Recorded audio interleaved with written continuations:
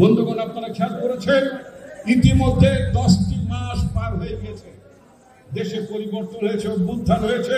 অভ্যুত্থান পরবর্তীতে একটি অন্তর্বর্তীকালীন সরকারদের শাসন করছে, কিন্তু যে সংস্কারের আকাঙ্ক্ষা মানুষের মধ্যে আছে, সংস্কারের আকাঙ্ক্ষা মানুষের মধ্যে যেটা প্রস্ফুটিত, সেটা কিন্তু বাস্তবায়ন হচ্ছে না।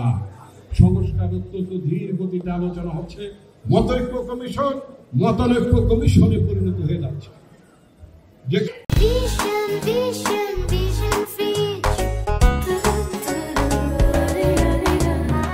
অত্যন্ত ভিশনারি রাষ্ট্রনায়কোচিত লিডারশিপ লাগবে, যে লিডারশিপ আমরা পেয়েছি জনাব তারেক রহমানের মধ্যে। অনেকেই পছন্দ করে না, অনেকেরই গায়ে একটু চলতেছে যে কেন প্রধান উপদেষ্টা ডক্টর ইউনূসের সাথে জনাব তারেক রহমানের বৈঠক হইল লন্ডনে। প্রত্যেকটা রাজনৈতিক দলের প্রধানের সাথে তো প্রধান উপদেষ্টা বসেছেন।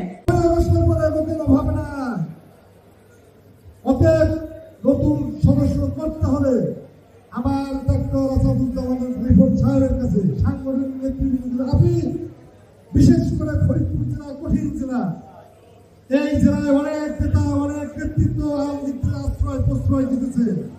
তাদেরকে অন্যায় অত্যাচার 16 বছর যারা আন্দোলন সংগ্রাম করেছে তাদেরকে বাদ দিয়া যদি বিএনপি নবায়ন না করা হয়, বিএনপির লোকদের যদি সদস্য না করে তাদের যদি না হয়, তাহলে তাদেরকে আমি ধিক্কার জানাবো। চিন্তা করবেন, সুস্পষ্টভাবে অঙ্গীকার করবেন, দুর্নীতিতে নিবজ্জিত হবেন। এই ফ্যাসিস্টের পতনের একটি অন্যতম কারণ এই দুর্নীতি প্রশ্রয় দিয়েছে রাষ্ট্রীয়ভাবে।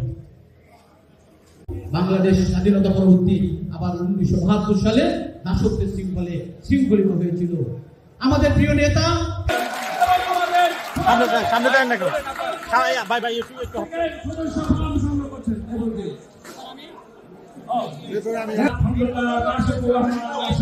মাসুক ভাই এদিকে, মাসুক ভাই এদিকে, মাসুক ভাই এদিকে, মাসুক ভাই এদিকে, একটু ধরেন ভাই, মাসুক ভাই একটু ধরেন না,